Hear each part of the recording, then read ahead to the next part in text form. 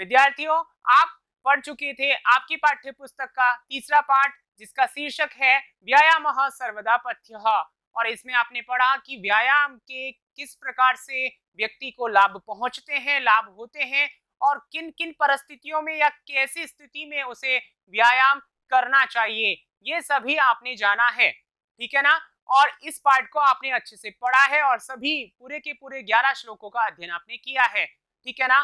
तो आइए अब शुरुआत करते हैं इस पाठ के पाठ्य पुस्तक के जो प्रश्न है अभ्यास इस भाग में, भाग नंबर 7 में। ठीक है ना। इससे पूर्व चूंकि आपको पता है कि पाठ पूर्ण हो चुका है तो कॉपी पेन साथ में लेके बैठ चुके होंगे, और आपको इससे पूर्व भाग जो था, भाग 6 नंबर, ठीक है ना, उसमें जो प्रश्न दिए गए थे उनके उत्तर भी आपने लिख लिए होंगे।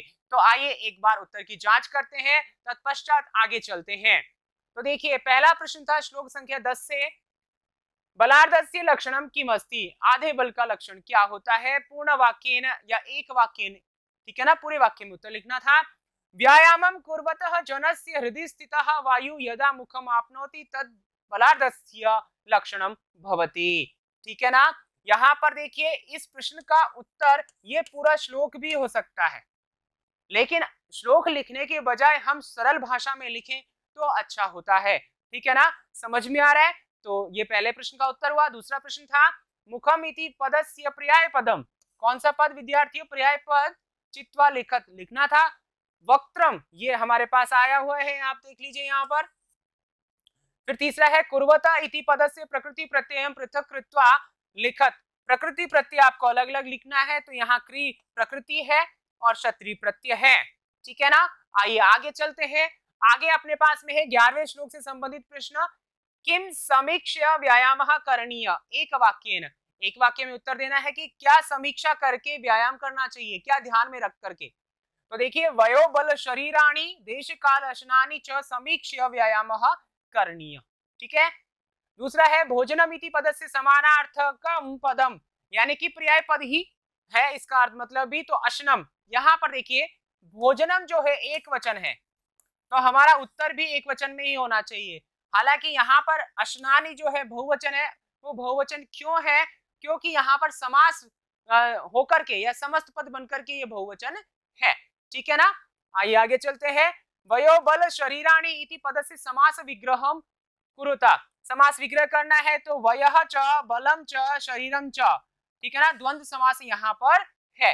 ठीक है, आगे बात समझ में। तो आइए आगे बढ़ते हैं अपनी पाठ्य पुस्तक की जो प्रश्नोत्तर है वहां पर। तो पहला प्रश्न है विद्यार्थियों, आप लिखना प्रारंभ करें कहां पर, कॉपी और दिमाग दोनों में। ठीक है ना। दिमाग में लिखने से आपको अच्छे से याद रहेगा। तो यहाँ देखिए एक पदेन उत्तरम लिखत, एक पद में उत्तर लिखना है। पहला जो है प्रश्न है वह है परमम आरोग्यम कस्मात उपजायते, परम यानी बहुत ही अच्छा जो आरोग्य है या औषधि है, मतलब स्वस्थता है, ठीक है ना, वह किससे, कस्मात यानी किससे प्राप्त होती है, तो व्यायामात। ठीक है। दूसरा है कस्य मासम स्त्री भवती, व्यायामाभिरतस्य। ठीक है। सदा कह पथ्य व्यायाम, ये गलत लिखा हुआ है, यहाँ आएगा व्यायाम। ठीक है ना, सही कर लीजिए, व्यायाम सदा कह पथ्य व्यायाम पथ्य, हमारे पाठ का शीर्षक भी है व्यायाम सर्वदा पथ्य। ठीक है। आइए आगे चलते हैं। कई पुंभिः सर्वेषु ऋतुषु व्यायाम कर्तव्य, कैसे पुरुषों के द्वारा सभी ऋतुओं में व्यायाम किया जाना चाहिए, तो कैसे आत्महितैषिभिः, ये हमारा उत्तर होगा।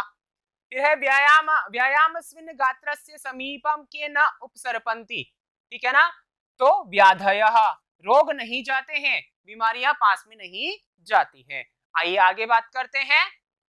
अधोलिखितानां प्रश्नानां उत्तराणि संस्कृत भाषाया लिखत, संस्कृत भाषा में लिखना है। ठीक है ना, यानी पूरे वाक्य में उत्तर लिखना है, या निर्देश नहीं है इसलिए। कीदृशम कर्म व्यायाम संजितम कथ्यते, ठीक है ना, तो कैसा कर्म व्यायाम कहलाता है, तो देखिए शरीरायास जननम कर्म व्यायाम संजितम कथ्यते, ये आपका उत्तर हो जाएगा। आगे देखिए व्यायामात किम किम उपजायते, व्यायाम से क्या क्या उत्पन्न होता है या क्या क्या फायदे होते हैं, तो देखिए व्यायामात परमम आरोग्यम उपजायते। ठीक है ना। तो यहाँ पर देखिए किम किम लिखा हुआ है, अगर हम यहाँ पर किम ही लिखें तो भी चलेगा, तो यह परम आरोग्य यहाँ पर मिलता है। फिर आगे जरा कस्य सकाशम सहसा न समधिरोहति, जरा व्यायामाभिरतस्य सकाशम सहसा न समधिरोहति। ठीक है ना। आइए आगे चलते हैं। कस्य विरुद्धम अपि भोजनम परिपच्यते, व्यायामम कुर्वतः जनस्य विरुद्धम अपि भोजनम परिपच्यते। जो व्यायाम करने वाला है नित्य, उसी को विरुद्ध भोजन पचता है। फिर आगे है कियता बलेन व्यायाम कर्तव्य, कैसे बल से, कितने बल से। ठीक है ना। तो अर्ध बलेन ऐसा लिख लो या बलस्यार्धेन ऐसा लिख लो, यहाँ ऑब्लिक है ध्यान रखना, अर्थात दोनों में से एक पद लिखना है, व्यायाम कर्तव्य। आगे बात करते हैं अर्धबलस्य लक्षणम किम, यहाँ पर ये हमने पहले भी पूछ लिया है। ठीक है ना, अभी हमने बात की थी पिछले भाग में। तो आगे देखिए उत्तरम, व्यायामम कुर्वतः जनस्य हृदय स्थान स्थितः वायु यदा वक्त्रम प्रपद्यते तदा तद बलार्धस्य लक्षणम इति। ठीक है, आइए आगे चलते हैं। आगे देखिए तीसरा प्रश्न है। तीसरा प्रश्न क्या है, उदाहरणम अनुसृत्य कोष्टक गतेषु पदेषु तृतीया विभक्ति प्रयुज्य रिक्त स्थानानि पूरयत। किस विभक्ति का प्रयोग करना है, तृतीया विभक्ति का प्रयोग यहाँ पर करना है। ठीक है ना। आइए देखते हैं, उदाहरण भी दिया है इन्होंने, जैसे व्यायाम हीनम अपि सुदर्शनम करोति, तो गुण है तो गुणई यहाँ पर लिखा हुआ है। इसी प्रकार हमें अन्य उदाहरणों को भी करना है। देखिए व्यायाम कर्तव्य, व्यायाम करना चाहिए, बलस्यार्ध आधे बल से, तो तृतीय एक वचन आएगा, तो हम यहाँ पर लिखेंगे बलस्यार्धेन, बलस्यार्धेन। ठीक है ना, समझ में आ गया। फिर आगे है सदृशम किंचित स्थौल्यापकर्षणम नास्ति। ठीक है ना, व्यायाम शब्द है तो यहाँ क्या आएगा, व्यायामेन, तृतीय एक वचन। ठीक है ना। फिर आगे है बिना जीवनम नास्ति, विद्या के बिना जीवन नहीं है, तो विद्या आकारांत स्त्रीलिंग है, तो यहाँ विद्यया, क्या आएगा, विद्यया। ठीक है। फिर है सह खंजः अस्ति, वह पैर से, ठीक है, खंडित है, तो यहाँ पर खंडित है या लंगड़ा है ऐसा है, तो चरण है यहाँ पर, तो यहाँ पर आ जाएगा चरणेन। फिर है सुपकारः भोजनम जिग्रति नासिका, नासिका से वो क्या करता है, भोजन को सूंघता है, तो यहाँ पर नासिकया, नासिकया, क्या है यहाँ पर, नासिकया, ये नौ है, ध्यान रखना विद्यार्थियों, नौ है यहाँ पे। ठीक है, आइए आगे चलते हैं। इनको कैसे लिखेंगे आप, यहाँ पर देखिए इनको इस प्रकार लिखेंगे। ठीक है ना, अपनी उत्तर पुस्तिका में इस प्रकार लिखेंगे। आइए आगे चलते हैं अगले प्रश्न की ओर। अगला प्रश्न है चौथा प्रश्न, और चौथे का अ है स्थूल पदम आधृत्य प्रश्न निर्माणम कुरुता, प्रश्न निर्माण करना है। देखिए वाक्य में रेखांकित पद आएगा या फिर वह क्या आएगा, स्थूल का मतलब है गहरा होकर के दिखाई देगा आपको, और फिर उसके आधार पर आपको क्या करना है, प्रश्न बनाना है। तो आइए बनाते हैं। शरीरस्य आयास जननम कर्म व्यायाम इति कथ्यते। यहाँ देखिए ये व्यायाम की परिभाषा भी हो गई, और आप यहाँ से व्यायाम की परिभाषा भी ये लिख सकते हैं जैसा कि पहले आ गया है। ठीक है ना। अब यहाँ शरीरस्य के आधार पर हमें क्या बनाना है, प्रश्न बनाना है। तो शरीरस्य जो है वो षष्ठी में है और एक वचन है पुल्लिंग। ठीक है ना, तो यहाँ पर षष्ठी का एक वचन है, तो इस वजह से कस्य यहाँ पर हमें लिखना होगा। ठीक है, तो कस्य आयास जननम कर्म व्यायाम इति कथ्यते, ये हमारा प्रश्न हो गया। फिर है अरयः व्यायामिनम न अर्दयन्ति। ठीक है, तो यहाँ ये प्रथमा का बहुवचन है और पुल्लिंग में है, इस वजह से के हमने लिखा, तो प्रश्न बना के व्यायामिनम न अर्दयन्ति। फिर है आत्महितैषी भी सर्वदा व्यायाम कर्तव्य, आत्महितैषियों के द्वारा, तो यहाँ तृतीय बहुवचन है, पुल्लिंग में है, तो ऐसे में यहाँ पर कई हम प्रयोग में लेके आएंगे किम शब्द का, तो कई सर्वदा व्यायाम कर्तव्य। ध्यान रखना विद्यार्थियों, प्रश्न निर्माण के लिए हमारे पास में किम शब्द है, क्या है, किम शब्द है। ठीक है ना, तो किम शब्दों के रूपों के माध्यम से हम प्रश्न बनाते हैं। इसके अलावा सप्त ककार भी होते हैं, वह ये सप्त ककार जो होते हैं, ठीक है ना विद्यार्थियों, तो इनका और ये किम शब्द है, इनका प्रश्न निर्माण में बहुत महत्वपूर्ण स्थान है। तो इन सभी का अध्ययन हम जब व्याकरण का अध्ययन करेंगे तब करेंगे, फिलहाल आप यहाँ पर जान चुके हैं। ठीक है, आइए आगे चलते इसी क्रम में। व्यायामम कुर्वतः विरुद्धम भोजनम अपि परिपच्यते, तो व्यायाम करते हुए को विरुद्ध भोजन भी पच जाता है। तो यहाँ विरुद्धम, तो कैसा भोजन? विरुद्ध भोजन। तो यहाँ कैसे के लिए कीदृशम का प्रयोग करेंगे, तो हमारा प्रश्न बनेगा व्यायामम कुर्वतः कीदृशम भोजनम अपि परिपच्यते। ठीक है, आइए आगे चलते हैं। गात्राणाम सुविभक्तता व्यायामेन संभवती। ठीक है ना, यानी जो शरीर है उसकी सुविभक्तता व्यायाम से संभव है। तो यहाँ किनकी? शरीरों की। तो यहाँ बहुवचन है षष्ठी का, तो केशाम, तो प्रश्न बनेगा केशाम सुविभक्तता व्यायामेन संभवती। ठीक है, समझ में आ गया ना? तो इस प्रकार ये प्रश्न निर्माण करना है। आइए आगे चलते हैं। आगे है अपने पास में, ये चौथे का ही है आ, और इसमें देखिए क्या बताया है इसने, षष्ठ श्लोकस्य भावमाश्रित्य रिक्त स्थानानि पूरयत। रिक्त स्थानों की पूर्ति करनी है। हाँ जी बिल्कुल, यहाँ पर देखिए रिक्त स्थानों की पूर्ति मतलब श्लोक आपको देगा और उसका अन्वय भी आपसे पूछ सकता है, रिक्त स्थान देख करके उसका भाव भी आपसे पूछ सकता है, जैसा कि यहाँ है। तो यहाँ देखिए आप देख पा रहे हैं कि समीपे उर्गाः न एवमेव व्यायामिनः जनस्य समीपम रिक्त स्थान न गच्छन्ति। तो इसका उत्तर होगा कैसे? वैनतेयस्य समीपे उर्गाः न उपसर्पन्ति एवमेव व्यायामिनः जनस्य समीपम व्याधय न गच्छन्ति। व्यायामः वयोरूप गुणहीनम अपि जनम सुदर्शनम करोति। तो इस प्रकार ये इसका उत्तर हो जाएगा। ठीक है, आइए आगे चलते हैं। आगे देखिए अपने पास में है पांचवा प्रश्न, क्या कहता है पांचवे का अ, कि व्यायामस्य लाभा इति विषयम अधिकृत्य, इस विषय को आधार करके पंचवाक्येषु 5 वाक्यों में संस्कृत भाषा या एकम अनुच्छेदम लिखत, संस्कृत भाषा से एक अनुच्छेद लिखना है। तो देखिए यहाँ पर एक अनुच्छेद है। यहाँ पर पहला वाक्य है व्यायामेन जनाः सुंदराः भवन्ति, व्यायामेन स्थौल्यापकर्षणं भवति, व्यायाम माध्यमेन मानव शरीरम स्थिरत्वं प्राप्नोति, यह व्यायामाभिरतः भवति तम अरय अपि न अर्धयन्ति, व्यायामाभिरतम जनम जरा सहसा न उपागच्छति। विद्यार्थियों यहाँ पर ये 5 वाक्य है जो कि मैंने आपके सामने लिखे हैं। आप भी अपने हिसाब से अपनी दृष्टि से पाठ को अच्छे से पढ़ लिया है आपने, उसको आधार करके व्यायाम के ऊपर, ठीक है ना, या व्यायाम के लिए एक अनुच्छेद आप लिख सकते हैं 5 वाक्यों से युक्त संस्कृत भाषा में। ठीक है ना, तो मैं समझता हूं कि आप लिख पाएंगे, इसके अलावा भी लिख पाएंगे। ठीक है ना, तो यहाँ पर इसको लिख ही लिया होगा, इसके अलावा भी आप लिखने का प्रयास करें। तो आइए आगे चलते हैं। पांचवा प्रश्न जो है आ, क्या कहता है कि यथा निर्देशम उत्तरत, यथा निर्देशम यानी निर्देश के अनुसार उत्तर लिखना है। तो देखिए तत्कृत्वा तु सुखम देहम अत्र विशेषण पदम किम, यहाँ विशेषण पद क्या है? तो देह यानी शरीर, ये विशेष्य है, ये क्या है? विशेष्य है। और शरीर कैसा है? सुख, सुखी है। तो यहाँ पर सुखम ये क्या है? विशेषण है। क्या है ये? आपके पास में विशेषण है। ठीक है ना, आपका उत्तर भी क्या हो जाएगा? सुखम। फिर आगे देखिए व्याधयो नोपसर्पन्ति वैनतेयम इवोरगाः अस्मिन् वाक्य क्रियापदम किम, क्रियापद क्या है? तो देखिए व्याधय तो क्या है? अपने पास में कर्ता है, और नोपसर्पन्ति या उपसर्पन्ति जो है वो क्रिया है। ठीक है, आइए आगे चलते हैं। आगे देखिए अपने पास में पुंभिरात में हितैषी भी अत्र पुरुषै इत्यर्थ किम पदम प्रयुक्तम, यहाँ पुरुषों के लिए क्या पद प्रयोग किया गया है? तो यहाँ पुंभी ये पद जो है ये पुरुषों के लिए ही तो आया है, तृतीय बहुवचन का है। ठीक है ना, आगे देखिए दीप्ताग्नित्वम अनालस्यम स्थिरत्वम लाघवम मृजा इति वाक्यात गौरवम इति पदस्य विपरीतार्थकम, इस वाक्य में से देखिए यहाँ पर गद्यांश भी है, आ सकता है, पद्यांश भी आ सकता है, या पद्यांश या गद्यांश की कोई लाइन भी आ सकती है।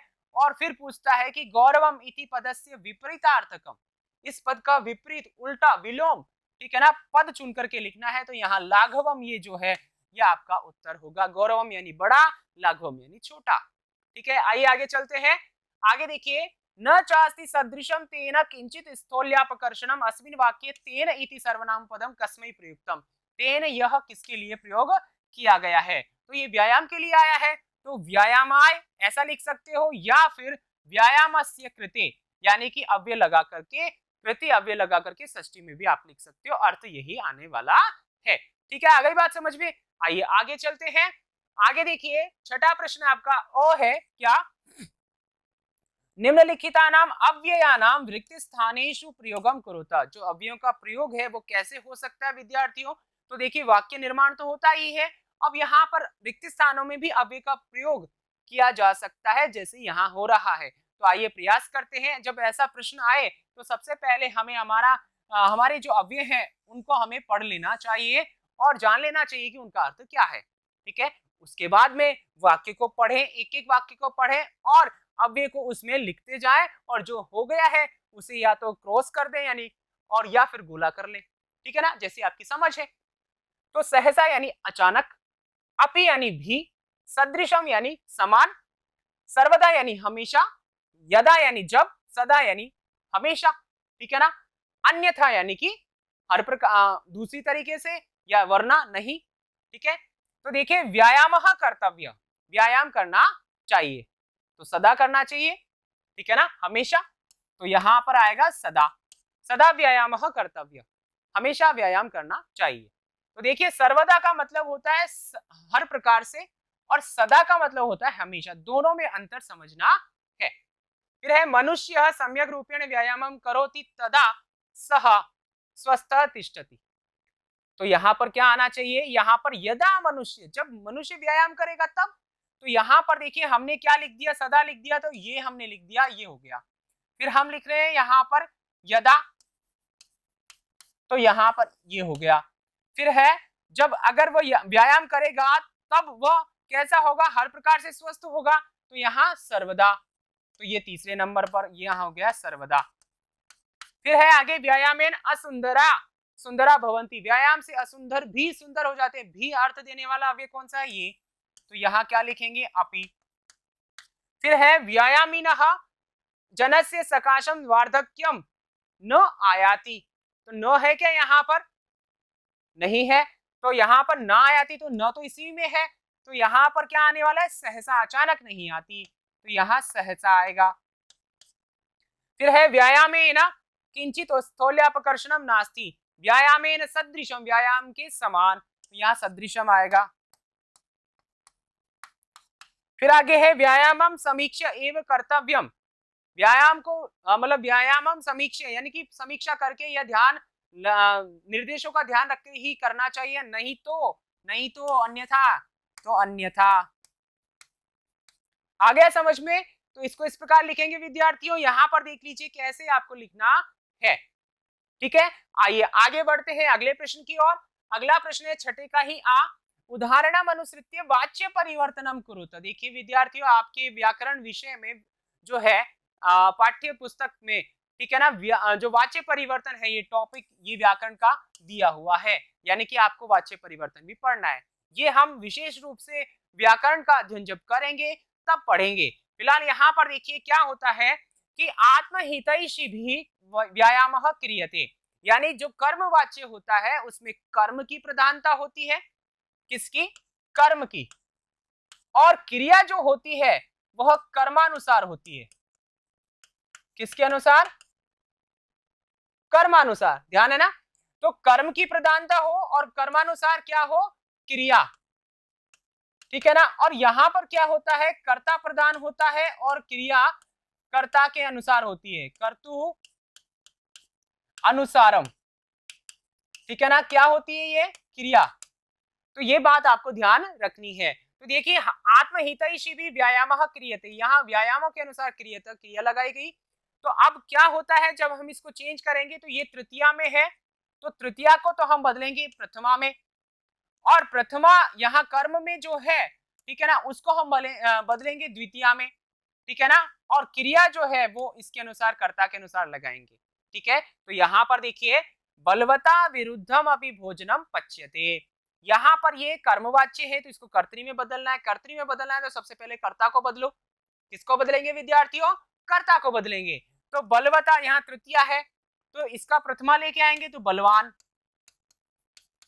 ठीक है, और फिर जब कर्ता हो गया तो अब इसके बाद में हम कर्तृवाच्य में लेके जा रहे हैं, तो यहाँ पर विरुद्धम अपि, ये अलग पद है तो इसको ऐसे कैसे ही रहने दीजिए, विरुद्धम अपि, और आगे क्या है, भोजनम। अब यहाँ पच्यते पच धातु है, अब यहाँ कर्ता कैसा है, एक वचन है प्रथम पुरुष का, तो यहाँ पचती क्रिया आ जाएगी। ठीक है, ये हमारा कर्तृवाच्य बन गया। आगे देखिए जनई व्यायामेन कांति ही लभ्यते। अब यहाँ देखिए ये कर्मवाच्य है तो इसको कर्तृवाच्य में लेके जाएंगे। सबसे पहले कर्ता को चेंज करो, कर्ता तृतीया का बहुवचन है। यहाँ देखिए तीन यानी तृतीया और क्यूबी का मतलब बहुवचन, ठीक है, इस प्रकार से। तो यहाँ जनई, तो यहाँ पर क्या हो जाएगा जनाह। फिर है व्यायामेन, व्यायाम से, तो व्यायाम तो ऐसे कैसे रहेगा क्योंकि तृतीया है यहाँ साधन के रूप में, करण के रूप में, तो व्यायामेन। फिर है कांति ही, तो यहाँ प्रथमा है तो यहाँ इसको द्वितीया में बदलेंगे कांतिम, ठीक है ना, ये ऊपर वाली की क्रिया है, ध्यान रखना। और लभ्यते, लब धातु है तो यहाँ जनाह, लब आत्मने पद में चलती है तो ध्यान रखना है लभते लभते लभंते, इसके अनुसार क्रिया आएगी तो लभंते, ठीक है। फिर आगे देखिए मोहनेन पाठ पठ्यते, मोहनेन पाठ पठ्यते, मोहनेन में तृतीया है तो यहाँ एक वचन प्रथमा आएगी तो मोहनः, प्रथमा का एक वचन, पाठ ये यहाँ पर प्रथमा में है, ठीक है ना, और इधर हमें द्वितीया में चेंज करना है तो मोहनम, मोहनः सॉरी यहाँ पाठम लिखना है मोहनम नहीं, ठीक है ना, क्या लिखेंगे पाठम। और क्रिया हमारे पास में क्या है पठ्यते, ये आत्मनेपद की क्रिया है लेकिन हमें यहाँ परस्मै में लिखना है क्योंकि पठ धातु परस्मै में चलती है तो पठति, तो ये हो गया मोहना पाठम पठति। फिर है लतया गीतम गीयते, लता के द्वारा गीत गाया जाता है तो यहाँ लता तृतीया का एक वचन है तो यहाँ प्रथमा का एक वचन करेंगे तो लता। गीतम नपुंसक है तो ऐसा का ऐसा ही रहेगा क्योंकि प्रथमा और द्वितीया में समान होता है। गीयते गई धातु है यहाँ पर तो लता एक वचन है प्रथम पुरुष का तो ये भी गायति क्रिया जो वो भी प्रथम पुरुष का आएगा, ठीक है ना। तो ये समझ में आ गया, तो इस प्रकार आपको वाच्य परिवर्तन करना होता है। तो आइए इसको किस प्रकार लिखेंगे आप, यहाँ पर इसको इस प्रकार लिखेंगे, ठीक है ना। बलवान विरुद्धम अपि भोजनम पचति, जनाः व्यायामेन कांतिम लभन्ते, मोहनः पाठम पठति, लता गीतम गायति, ठीक है ना। आइए आगे चलते हैं इसी के साथ में। सातवां प्रश्न है आपका अधोलिखितेषु तद्धित पदेषु प्रकृतिम प्रत्ययम च पृथक कृत्वा लिखत। तद्धित, यहाँ पर देखिए प्रत्यय जो है हमारे पास में कृदंत होते हैं, तद्धित होते हैं, ठीक है ना, स्त्री प्रत्यय होते हैं। ये क्या है प्रत्यय। मुख्य रूप से हम प्रत्ययों को इन तीन भागों में बांटते हैं। कृदंत का मतलब ये धातुओं से होते हैं, ठीक है। ये तद्धित जो होते हैं ये शब्दों से होते हैं, और ये जो है वो पुल्लिंग शब्दों को किसमें चेंज करने के लिए, स्त्रीलिंग शब्दों में बदलने के लिए प्रयोग किए जाते हैं। हम विशेष रूप से प्रत्ययों में पढ़ेंगे लेकिन यहाँ पर ये जो मोटी जानकारी है वो आपको मालूम होनी चाहिए। तो कृदंत जो है धातुओं से होते हैं, तद्धित जो है वो शब्दों से होते हैं, तो तद्धित पद है ये सारे, ठीक है ना। तो यहाँ पर प्रत्यय कौन सा है, मूल शब्द प्रकृति कहते हैं। प्रकृति दो प्रकार की होती है, ठीक है ना, आपको मालूम होना चाहिए, धातु और शब्द, या इसे आप प्रातिपदिक भी कह सकते हैं, प्रातिपदिकम। और ये क्या होती है, ये प्रकृति होती है, यानी दो प्रकार की। तो यहाँ मूल शब्द क्या है वो देखते हैं। पथ्यतमः, यहाँ पथ्य शब्द है और प्रत्यय जो है वो है तमप। फिर है सहिष्णुता, सहिष्णु शब्द है और तल प्रत्यय है। फिर है अग्नित्वम, अग्नि शब्द है और त्व प्रत्यय है। स्थिर शब्द है और त्व प्रत्यय है। लाघवम लघु शब्द है और अण प्रत्यय है, ठीक है ना, समझ में आ गया। तो इस प्रकार से यहाँ पर इसका उत्तर हो गया जो कि आपको इस प्रकार लिखना है। आ गई बात समझ में विद्यार्थियों। तो यहाँ पर ये प्रश्न उत्तर आपके हो जाते हैं समाप्त तीसरे पार्ट के, और इस प्रकार तीसरा पार्ट आपका पूरा समाप्त हो जाता है।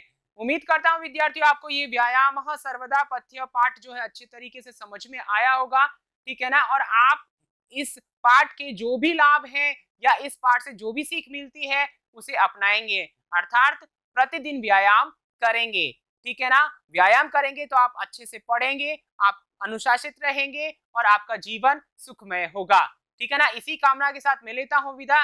अगले वीडियो में अगले पार्ट के साथ फिर मिलूंगा, तब तक के लिए धन्यवाद।